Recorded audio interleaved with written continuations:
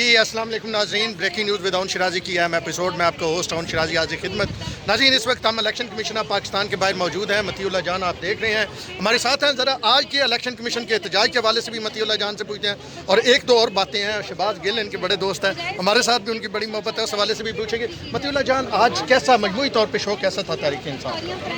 دیکھیں، جو عمران خان نے اپنی تقریر میں جو اعتراضات اٹھائے تھے الیکشن کمیشن کے حوالے سے کہ آج کا احتجاج اسی کا تسلسل تھا، مگر شاید حکومت نے کافی سخت انتظامات کیے ہوئے تھے ریڈ زون کے حوالے سے، کافی سیکورٹی سخت تھی، اور ان کے کچھ لوگ یہاں پہ فون ضرور پائے، انہوں نے اپنی حاضری ضرور لگائی اور الیکشن کمیشن کے سامنے احتجاج کیا ہے اور میڈیا بھی اور کافی حد تک ان کا موقف جو ہے وہ میڈیا کے ذریعے کافی سلبی ہے۔ میرے خیال میں مقصد یہی ہوتا ہے، باقی احتجاج میں 10 بندے ہوں 15 بندے ہوں، اس سے شاید پی ٹی آئی کو کوئی فرق نہیں پڑتا۔ 2 MNAs ہیں اور کہا جا رہا ہے عوامی مقبولیت بڑی بڑھ گئی۔ عمران خان نے جو ایک وہ موقف اختیار کیا، اس کے بعد الیکشن کمیشن کے پاکستان بھر میں احتجاج کا کہا گیا، لیکن الیکشن کمیشن کے باہر ایک سمبولک ویلیو رکھتا تھا احتجاج۔ تو بالکل اس سے زیادہ تو رات کو جو افطاری پارٹی تھی ان کی تحریک انصاف کے بعد زیادہ لوگ تھے۔ اس پہ الیکشن کمیشن کے سامنے تو ہمیں جو نظر آئے ظاہر ہے وہ کافی کم ہوئے تھے، شبلی فراز صاحب بھی آگے تھے،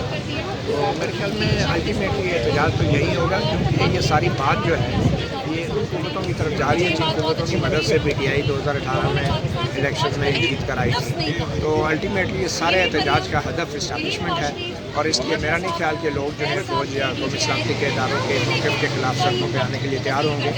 کیونکہ خود پی ٹی آئی جو ہے وہ برملا اس حوالے سے کوئی بات نہیں کر رہی، اور میں شہباز شریف یا الیکشن کمیشن کو تنقید کا ہدف بنا رہی ہے، اور یوں لگتا ہے جیسے اب الیکشن کمیشن بھی امریکی سازش کا حصہ ہو گیا ہے، اور یہ وہ امریکی سازش ہے جس کو ہماری قومی سلامتی کے اداروں نے پہلے ہی مسترد کر دی ہے۔ مطیع صاحب، پاک فوج کے پہلے 1-2 خلاف نعرے لگے، روکا گیا، پھر باقاعدہ پاک فوج زندہ باد کے نعرے لگے، تو یہ اس کا مطلب ہے کہ الیکشن کمیشن اور یہی سمجھتی ہے تحریک انصاف۔ عمران خان صاحب یہ کہتے ہیں کہ جنہوں نے غلطی کی انہیں غلطی سدھار دینی چاہیے، تو ذرا کوئی موقف واضح نہیں ہو رہا؟ عمران خان بھی کھل کے بات نہیں کر رہے، وہ کہ وہ امریکہ جیسی بڑی طاقت کے سامنے تو ڈٹ کے کھڑے ہیں، لیکن اپنی اسٹیبلشمنٹ کے سامنے ابھی اتنا ڈٹنا انہوں نے سیکھا نہیں ہے، کیونکہ وہ کہتے ہیں نا کہ بلی شیر کی خالہ ہے، تو بلی نے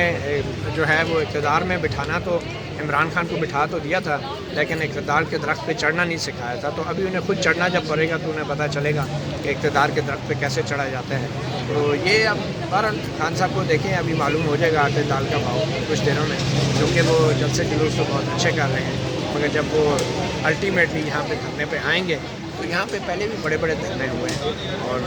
کراچی میں تو آپ کو پتہ ہے الطاف حسین کی ریلیز بھی بہت بڑی بڑی ہوتی تھی، تو جو کچھ ہوا وہ بھی تاریخ کا حصہ ہے۔ اچھا، ٹوٹو کے الزام لگایا جاتا ہے آپ پہ شہباز گل اور تحریک انصاف والوں کی جانب سے،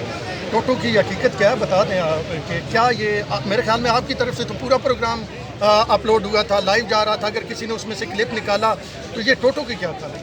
پتہ نہیں، شہباز شریف صاحب کو یہ شک تھا کہ میں نے جو شہباز گل صاحب، ہاں شہباز ٹوٹو میں شہباز شریف کا نام ویسے ہی کہا گیا۔ نہیں، شہباز میں بھی کنفیوژن ہو رہی ہے آج کل،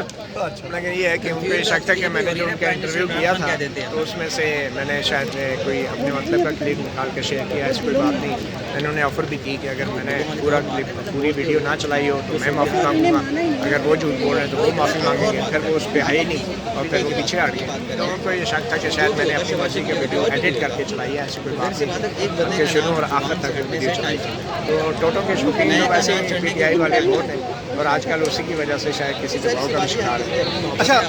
آپ ایک صحافی رہنما بھی ہیں، صحافیوں کے خلاف پی ٹی آئی حکومت سے جانے کے بعد بھی پی ٹی آئی کی جو ایک آپ یہ کہیں کہ کمپین ہے وہ چل رہی ہے، خواتین صحافیوں کے خلاف، مردوں کے خلاف بدتمیزی کرنا لیڈروں کی طرف سے عمران خان صاحب کی موجودگی میں، تو اس کو کس نظر سے دیکھتے ہیں؟ یہ کیا چیز ہے؟ چلے پہلے تو اقتدار کا زوم تھا، یہ اقتدار کی طاقت تھی، اب کیوں کر رہے ہیں؟ دیکھیں، پی ٹی آئی جو ہے وہ کبھی بھی انہوں نے اس طرح سیاست نہیں کی، کیونکہ یہ سیاسی نرسری سے یہ پودا نہیں لگا، یہ پودا جو ہے ایک پہلے سے بنا بنایا کسی گملے میں تیار ہوا ہے، تو اگر ان کی باقاعدہ سیاسی تربیت ہوتی پی ٹی آئی کے کارکنوں تو وہ کبھی میڈیا یا صحافیوں پہ اس طرح بلا امتیاز تنقید نہ کرتے یا ان پہ ایسے گھٹیا الزامات لگاتے۔ افسوس اس بات کا ہوتا ہے کہ ایک شخص جو اس وزیر اعظم ہاؤس میں 3.5 سال تک رہا اور وہ اس سے پہلے بھی صحافیوں پہ الزام لگاتا رہا کہ کروڑوں روپے لے لیے،